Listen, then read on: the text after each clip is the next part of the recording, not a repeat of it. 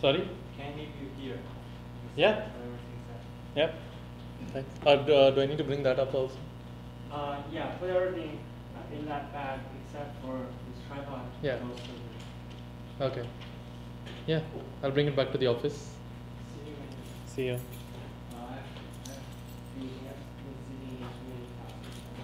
Really? What are you doing? Because I have to take the video to put every class, so I see every class. Well, yeah, I assume a lot of them sitting in all the classes. Okay, so if you guys don't have a computer and hence didn't receive my email that I sent just before the recitation, then you can just pass this around. This is just some teched up version of what this recitation could be about. Okay. I should have recommended coming to the recitation, but I guess I didn't recommend it. I'm going to cover some basics that. Oh, don't have a copy. Okay.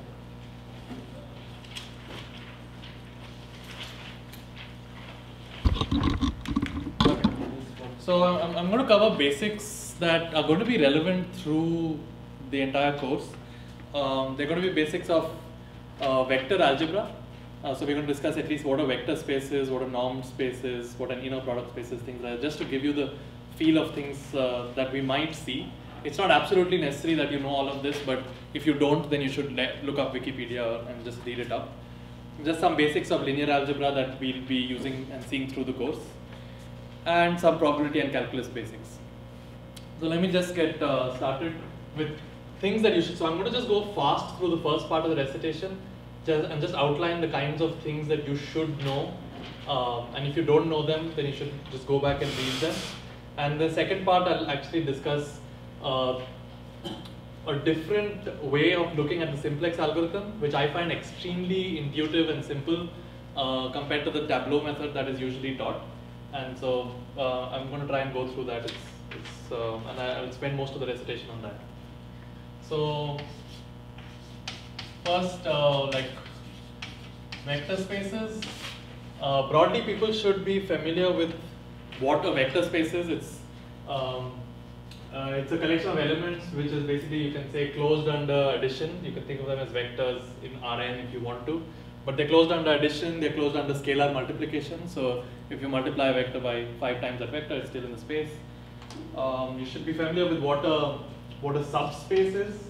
So a subspace of a vector space is just a subset of all those vectors which also obey the same set of properties. So if you want to think of three-dimensional space as being one vector space, then R2, which is two-dimensional space, is a subspace of R3. So, but it's still, R2 is also closed under addition and scalar multiplication and so on. So you should just be familiar with what a subspace is and what a vector space is.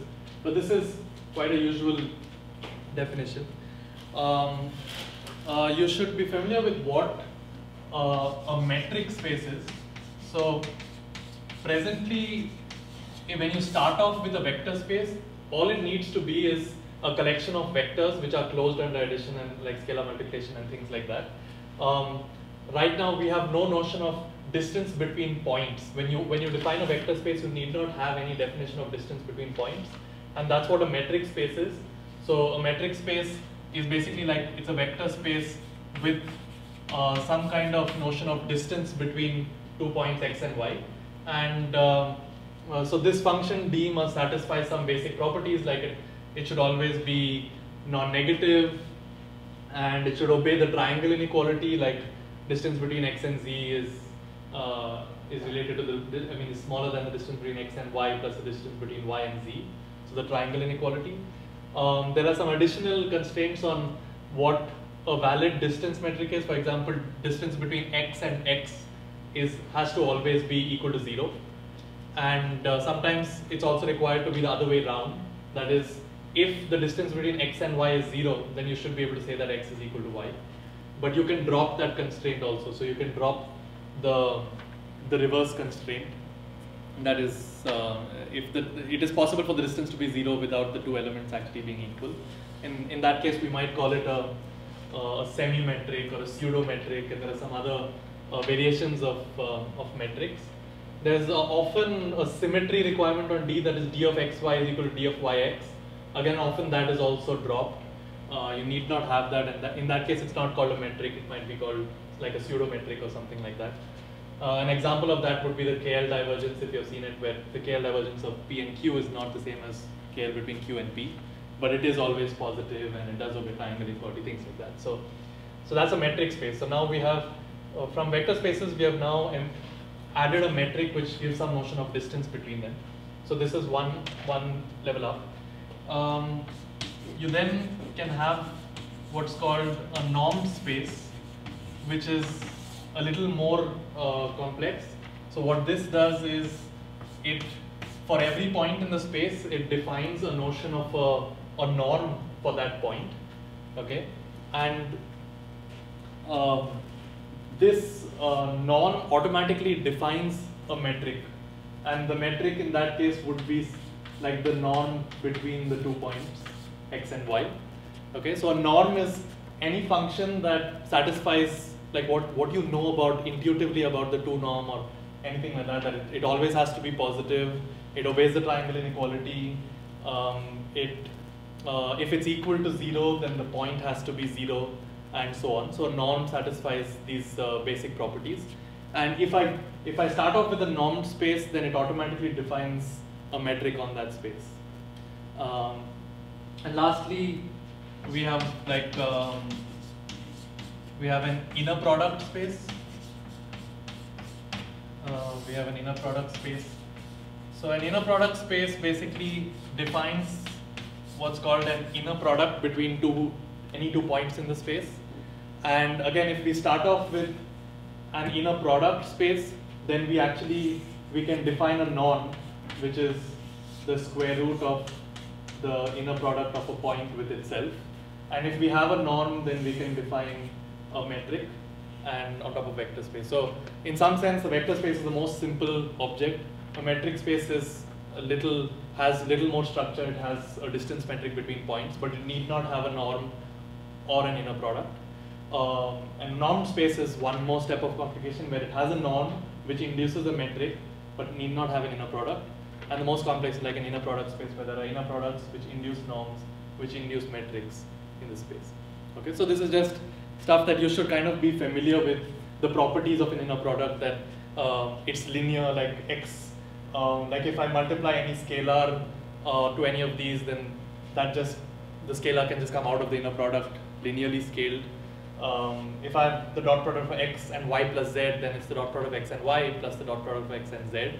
So these are just basic properties of the inner product. So you should be familiar with properties of inner products, properties of norms, properties of distance of metrics, and things like that. So I mean, it's going to come up in subtle ways through the course. If you're not familiar with it, it's just good to read up this stuff.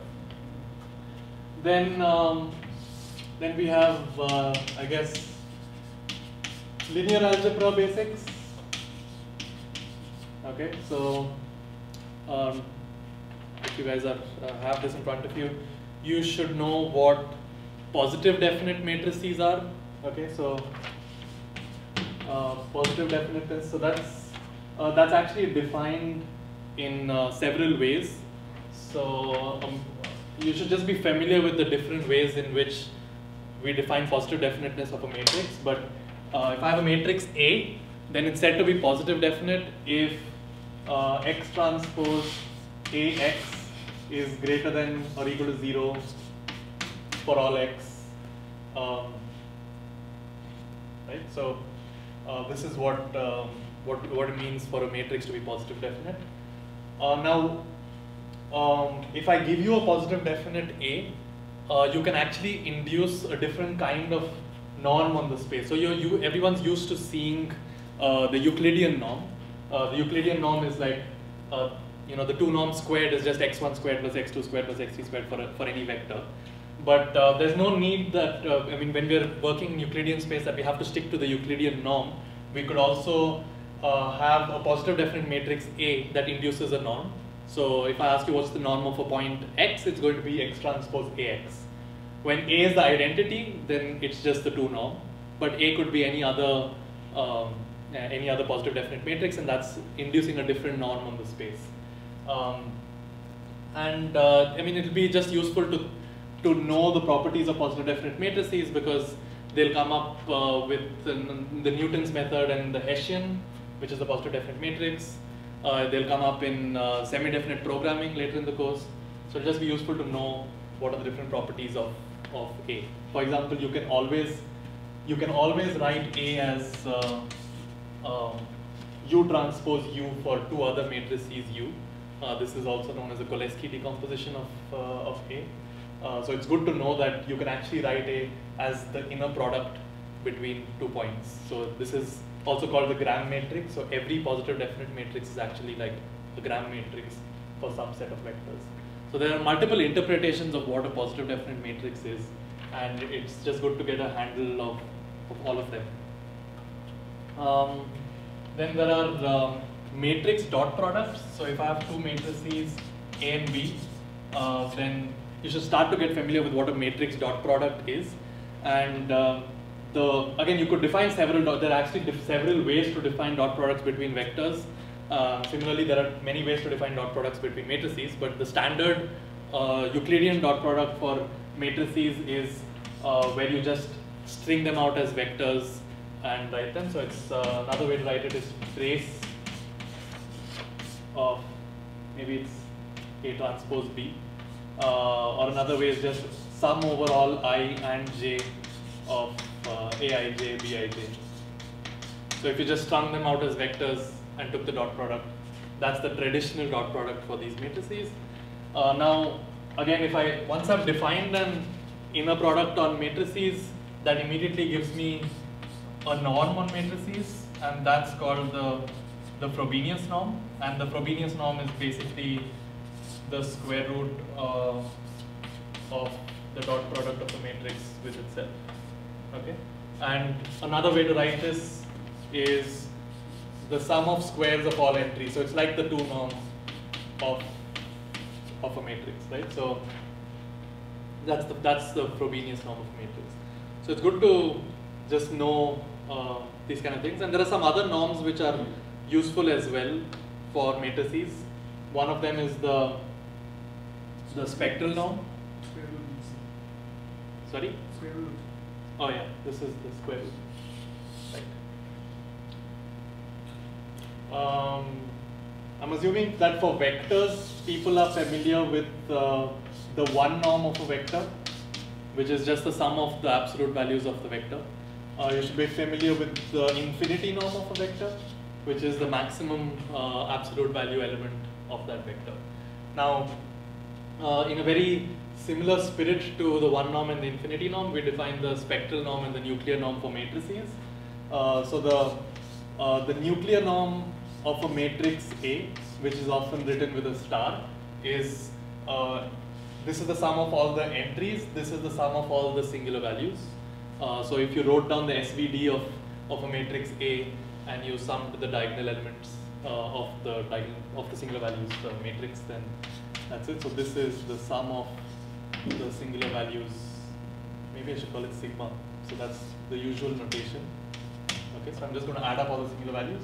And similarly, like the infinity norm is the largest element, the spectral norm is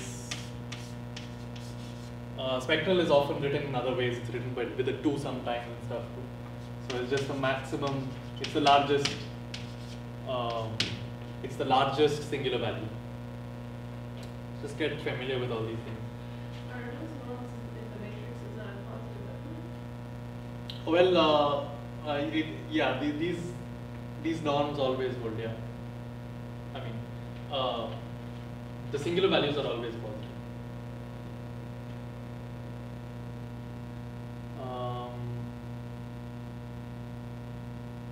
Okay.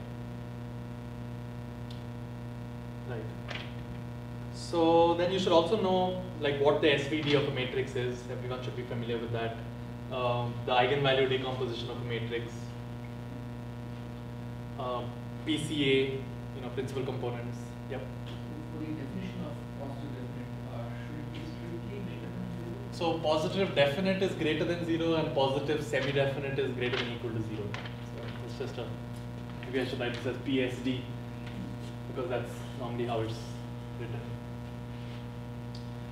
You guys should be familiar with the column space of a matrix. So that's just the span of all the column vectors of a matrix. Similarly, the row space of a matrix is the span of all the rows of the matrix. The null space of a matrix is just the set of all vectors such that AX is equal to 0. So you should just be familiar with all these definitions. And similarly, the column rank, which is equal to the row rank, which is n, which is the dimension minus the null space rank. Then there are under and over constrained linear systems. Both of these you should sort of be familiar with. A linear system is where we try to solve AX equal to B. So that's a linear system. If it's over constrained, so suppose X is in Rn. Okay, so if it's over constrained, it means that there are more constraints than variables. So A can be thought of as a tall, thin matrix. There are more constraints than variables. If this is under constraint, then you should think of X as being high dimensional and A as being short and fat. So there, this is over constrained and this is under constrained. You should just be familiar with this because this is the most common applications of least squares regression, lasso, things like that. So normally you'll, whenever it's under constraint, you'll apply lasso or ridge regression. If it's over constrained, you're trying to find the least square solution. Again, you might apply a ridge regression here, but probably not a lasso. So, but just kind of be familiar with what an under constraint system is, what an over constraint system is, what you mean by those terms at least. They'll come up in the course.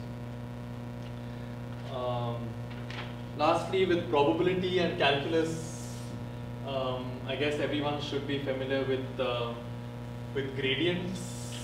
So yeah, especially with functions of vectors, right? So if you have f of x, where x is a vector, then you should know how to take gradients of such functions and take second derivatives of such functions, which are Hessians, which are matrices. I mean, I'm not going to go through that, but you should, if you're not familiar with higher dimensional calculus, then just read up on Wikipedia about it. It's, so the gradient of this function is going to be a vector. Second gradient is the Hessian. Should be familiar with Jacobians. So the Jacobian is just if it's a function from Rn to Rm. So normal functions are from Rn to R, but if you have a function from Rn to Rm, then the gradient itself of that function is going to be a matrix, and that's called the Jacobian. So just be familiar with those. You're going to come up with a lot of gradients and Hessians in this course. So you should just be familiar with that. And there's Taylor's theorem, which is basically all of statistics, and it's also lots of optimization, which basically states that you can always write a function. You can expand it in terms of like a first point, a linear term with a gradient, a second order term with a Hessian, and more terms if needed. And so that's often that's going to be very useful to the course. So it'd be good to brush up on your Taylor's theorem skills. Then you should know how to take what expectations are and how to take expectations, especially iterated expectations, where you're taking expectations over multiple variables and you condition on some of them. So expectations with respect to x and y is often expectations with respect to x given y, and then an expectation with respect to y. So you should know what the law of iterated expectations are. Again, it's here in this. So if there's some terms that you are not familiar with, just Wikipedia it and you'll get a good idea. One important thing that everyone should know is convergence. So this is going to come up repeatedly in the course, especially in the theoretical aspects of the course, and so everyone should be familiar with what it means for a sequence to converge. And so a sequence, I mean I guess you should know it intuitively more than formally. So formally, if I have a sequence x1, x2, x3 to xn, such a sequence converges to x if for every epsilon greater than 0 there exists an n after which xn minus x is less than epsilon in absolute value. So That's a formal definition of convergence, but intuitively it just means that you should get closer and closer to the value that you're saying you're converging to. So you'll often see something like, we say that it has a convergence rate of 1 by capital T, and that just it can, or something like the error goes to 0 at a rate of 1 by T. All that means is that as T goes to infinity, the sequence of errors is going to look like 1 by 3, 1 by 4, 1 by 5, 1 by 6, and so on, and it's going to converge to 0 at that rate. So you should just have a feel of what 1 by T convergence is, 1 by square root of T. You'll see a lot of these kind of terms floating around through the course. So just get a feel of convergence and what you mean by a rate of convergence. Okay. So that's it for the primer for the course. Does anyone have any questions at this point? No. Okay. So let me then tell you about this alternate view of the simplex algorithm, which I think is very, very intuitive. Let's just set up the problem. I'm going to set it up slightly differently from what we did in class, but the number of steps involved to really understand what's going on in the simplex is very small. So the setup here is going to be where we maximize C transpose X, and we're going to be subject to AX less than equal to B. Okay. So in class, we actually learned how to convert this into standard form where AX was equal to B with X greater than equal to 0, things like that. But I'm going to talk about just what if you had a program like this. What is an intuitive way in which one would go about solving this?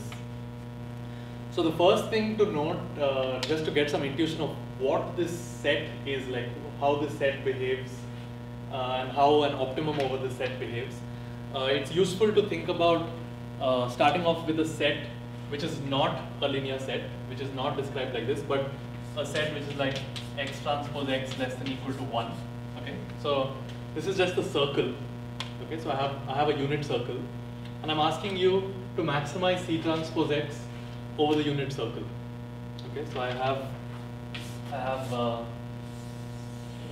unit circle, and I ask you to maximize C transpose X over the circle.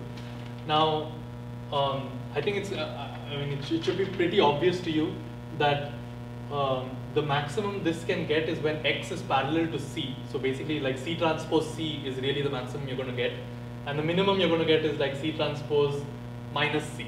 I mean, except that this has to be a unit vector, so the maximum is going to be achieved basically when I go in the direction of C as much as I can till I hit that point, which is going to be C by norm of C, and the minimum is going to be in the opposite direction till I hit that point, which is minus C by norm of C. Okay, that should be fairly obvious that you can't do anything better than that. So what we did over here was basically we followed the cost vector and pushed it against the boundary of the set, and that was going to be what maximized it, right? Now, if you were not in such a set, which is a circle, but instead you were in some kind of polygon, the intuition still remains the same. What you really want to do is you want to just go in the direction of C as far as you can in the set.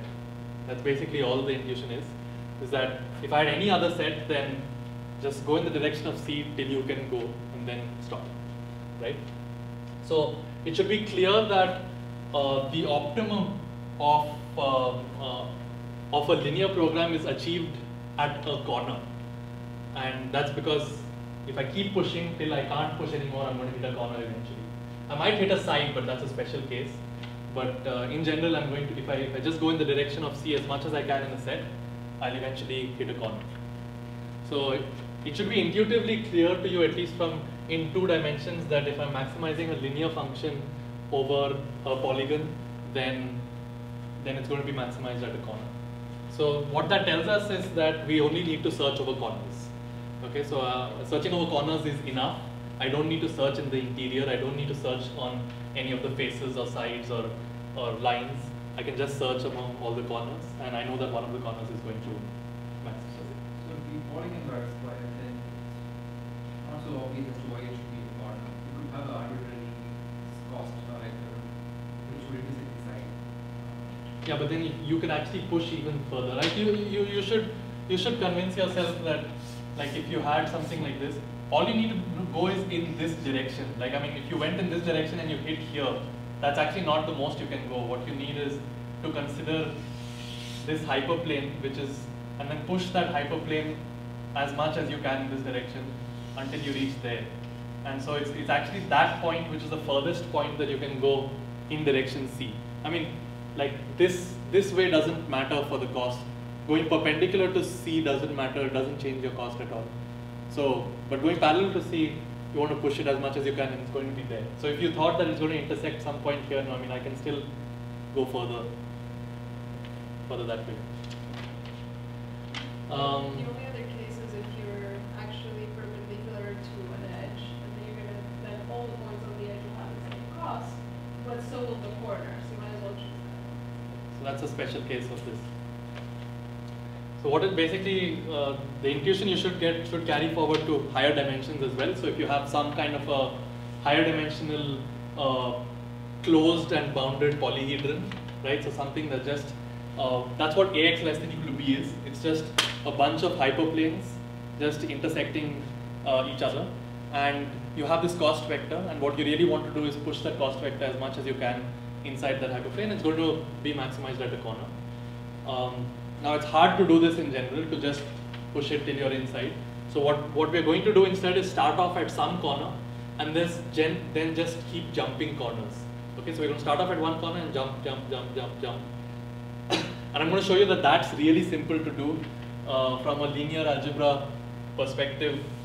It's really easy to jump corners. So for now, I'm going to assume certain things that are just on AX less than equal to B. I'm just going to make some assumptions that are going to help us make things a little simpler.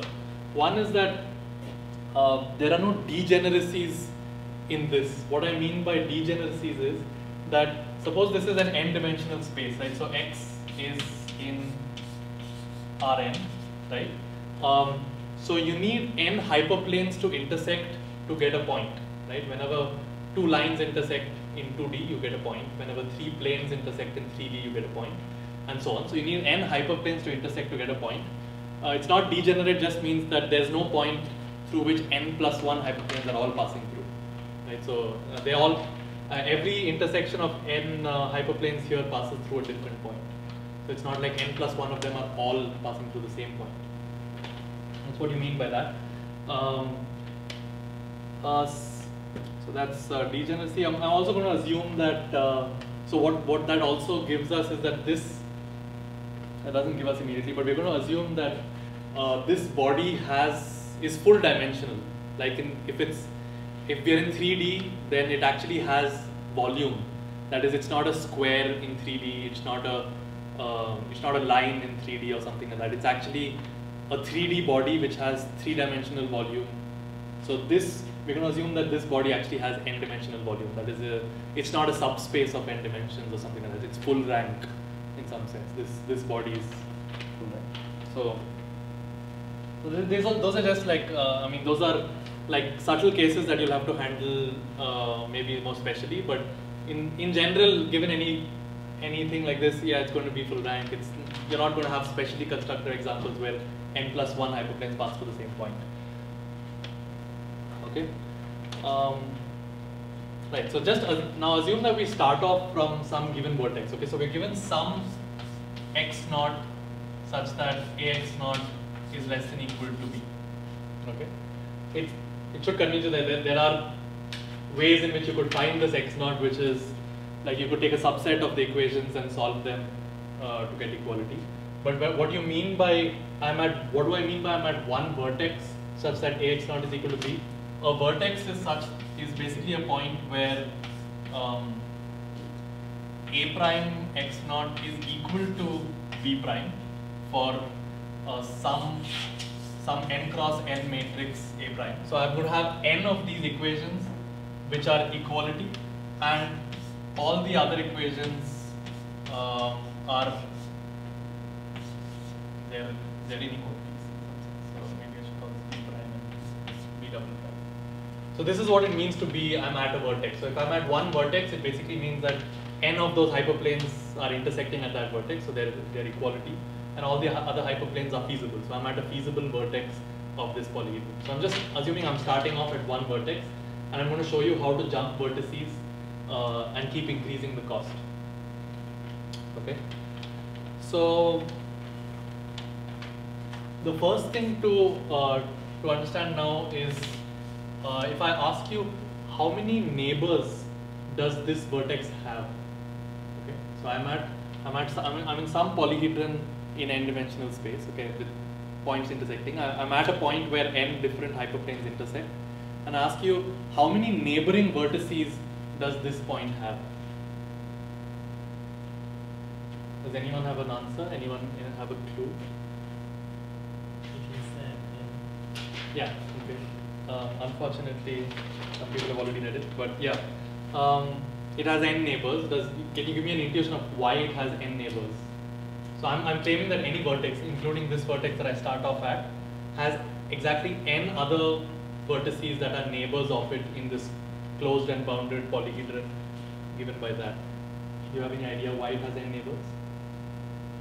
Every minus one functions defines a line, so there are actually n lines that cross this point. That's perfect. Okay, so I'm going to repeat what he said. So what he said was basically these n hyperplanes intersect at a point, but when n minus 1 hyperplanes intersect, they actually intersect in a line. Okay, so n minus 1 hyperplanes intersect in a line. So whenever I throw out any one of these equations, I throw out one of them.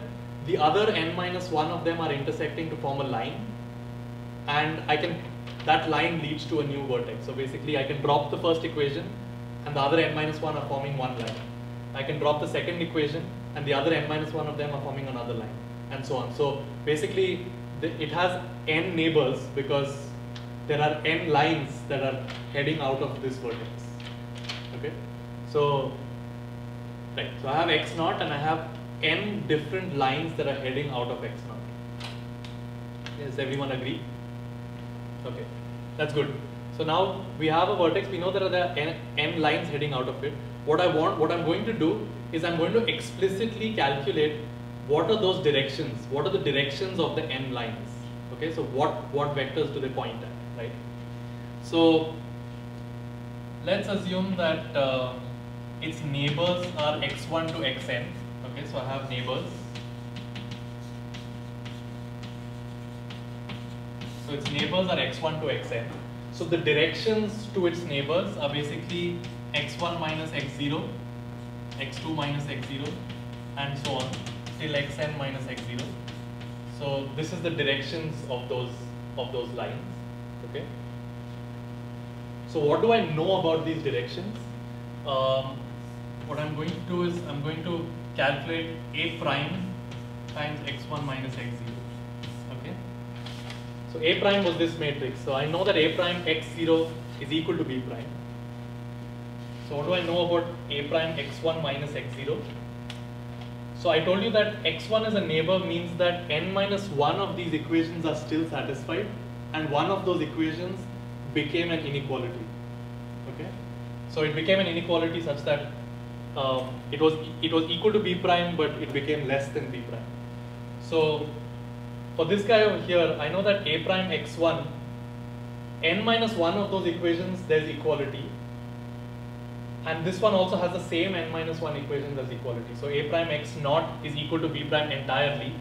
And a prime x1, n minus 1 of those rows are equality, but one row is an inequality. So what I know is that this vector is actually going to look like, it's going to be a negative value and zeros everywhere else. Does everyone agree with me? That if I look at the direction to the first neighbor, then the direction satisfies a prime times x1 minus x0 is basically negative in all zeros. Because that was the definition of x1, that it satisfied n minus 1 of the equations that x0 satisfied, and one of them became an inequality. You can write down a similar thing for all of them. So if a prime x2 minus x0 is going to basically be 0, a negative value, and zeros. So what that means is that these directions, I'm going to call them Z. Okay, so these directions, they actually satisfy A prime Z is equal to minus the identity. So why am I writing the identity? Even though I told you it's some negative value, but the point is I'm only looking for a direction. I don't really care about whether I scale it up or down. So I can always assume that this is -1, and this will just be some rescaled value of the direction. So what I know is that my n directions are such that A prime times those directions are actually going to be minus the identity matrix. And basically what that means is that the directions to my neighbors are just minus A prime inverse, which is pretty cool. So that's it. I have a closed form for what my neighbors are. So I'm at one point at which I have an equality holding. I ask what are my neighbors? It's just minus A prime inverse. Those are the directions to all my neighbors. Okay? Is everyone satisfied with why these are the directions? Okay. Good. So now I know the directions to all my neighbors.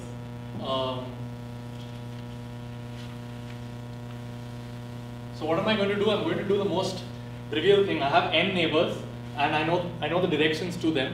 I'm just going to find out in which direction I actually increase in value. So I'm trying to maximize C transpose X. I'm at a point X naught, so my value is C transpose X naught. So I'm just going to ask in which of these n directions does my value increase. Okay, so I'm going to just take any one point. So I'm just going to take any I such that C transpose Zi is greater than 0. So in other words, what I'm trying to do is just find any direction to any neighbor in which I'm actually going to increase value. So why do I claim that this is going to increase value? Because if the neighbor is in direction given by the columns of this matrix, so the columns of this matrix are the directions to my n neighbors, then any neighbor will basically be given by x naught plus lambda times Zi, right? So if I maybe lambda I times Zi and so on. So all the neighbors can be written as like this form. So the first neighbor is start from x naught, move in direction z1 for some amount lambda 1. It's going to be some amount in direction 1. And the second neighbor is going to be start at x naught, go in direction z2 for some amount lambda 2. But the point is that all of them are going to have this form. And so if I ask you what is the value at those neighbors, it's going to be given by C transpose x naught plus lambda I times C transpose Zi.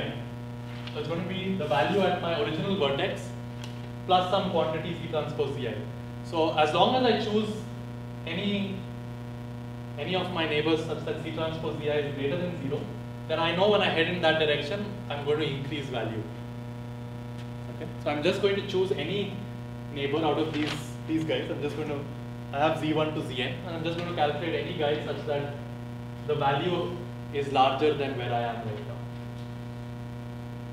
So let's just assume that we found one guy. So if we did not find any guy, so suppose all my neighbors were such that C transpose Zi is less than 0, then I'm going to argue that we are already at the maximum. We are already at the global, we're at a local maximum and a global maximum.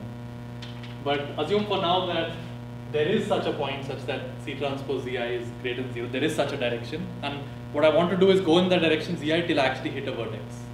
So I have not told you how much to move in that direction. So I haven't told you how much lambda I is.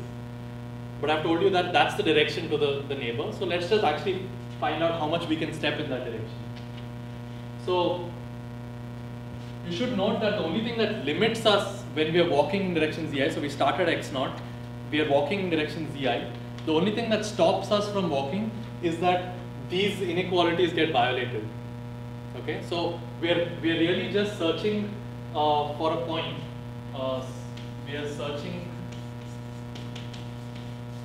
we're searching for a lambda such that C transpose, such that A times x naught plus lambda Zi is actually still less than equal to B. Okay, so we want to walk as far as we can in direction lambda, because the farther we walk in direction lambda, the more we are increasing the cost. So we want to keep walking, and at some point we won't be able to walk any further because we will violate some condition. So the point at which the maximum value of lambda that we could possibly walk is just given by crossing over sides. It's just given by so I'm just going to change sides over here. I'm just going to solve for lambda. It's going to look like B minus AX naught divided by AZI. So it's going to look, it's just going to look like that. And this just implies that lambda is, and it has to be the smallest such value. So it's the smallest such J, such that B minus AJ x naught divided by AJ Zi. This is just, I mean, these are different equations. So I mean, each one of those equations has to be true. And the smallest such value of lambda that makes sure that all those equations remain true is this value of lambda, the smallest such value, right? And that's it. That's basically the simplex algorithm. What did I do? I started off at x naught. I solved for all its neighbors.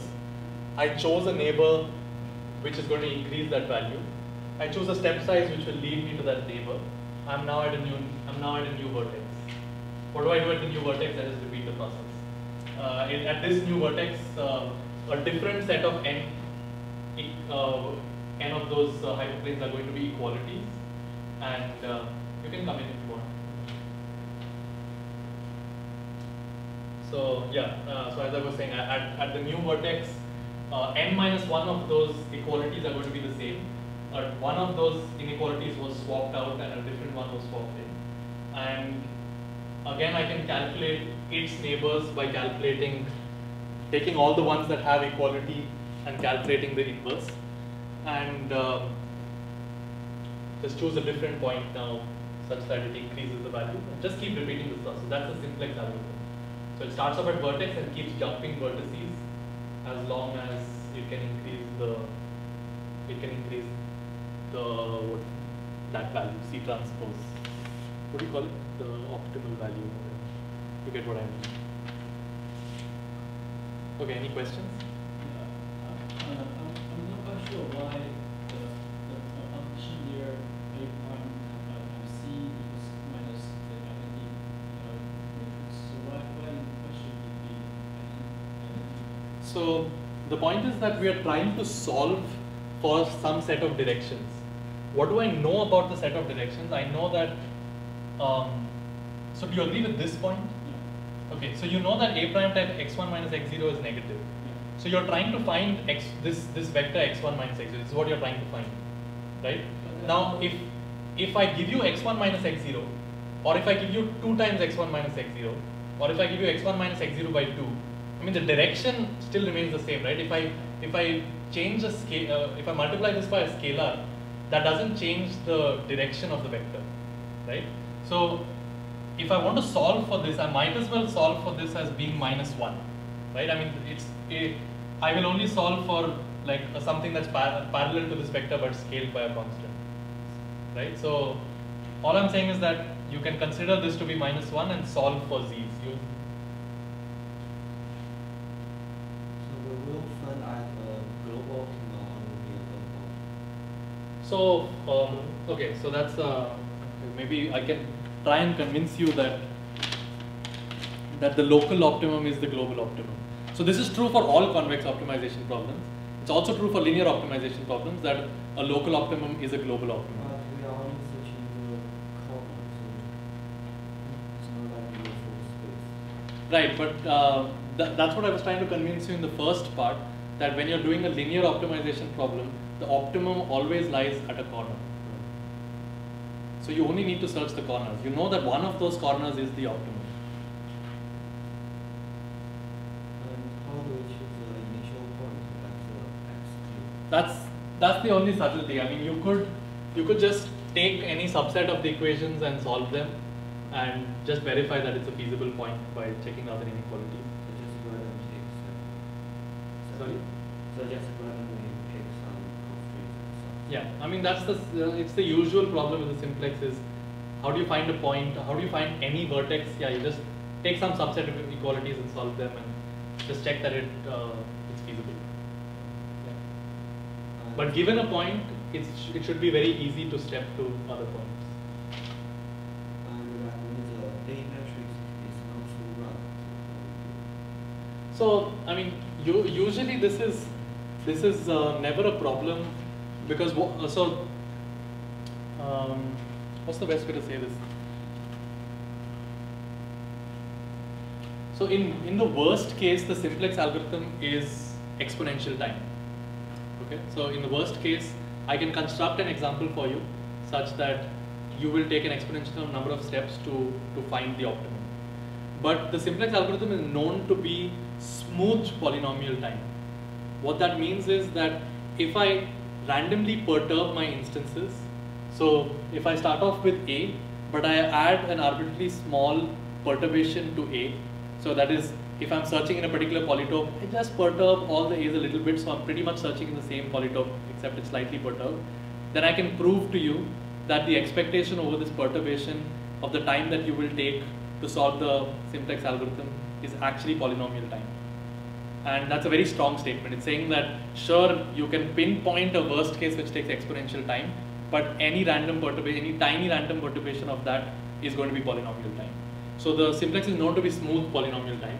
And in general, when we talk about such algorithms, you don't really, if you're really concerned that n plus 1 hyperplanes will pass through the same point, then you can slightly randomly perturb your instance and expect to get pretty much the same optimum and also in polynomial time.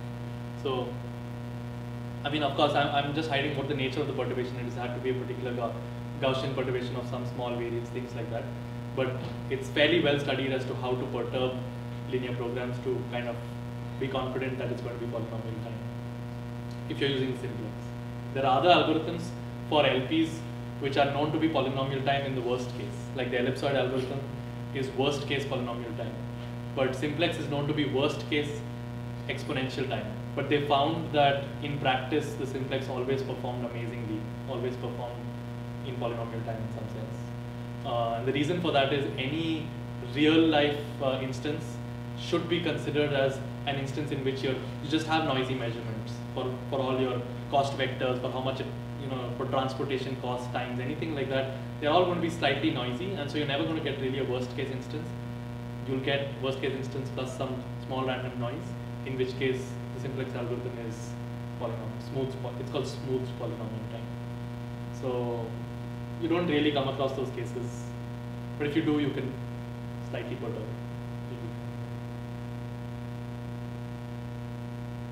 Any other questions?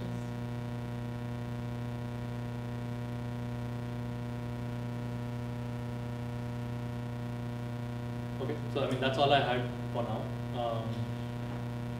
I think that while this might help with your intuition for the simplex algorithm, it's good to know the Tableau method because I think that that's what might be tested, it's I think Danzig's original method or whatever. So you should know the Tableau method that was taught in class. But I personally find this much easier to remember and intuitively start with corner, find vertex, something like that. So hopefully it will help you if you ever need it in the future. Anyway, thank you.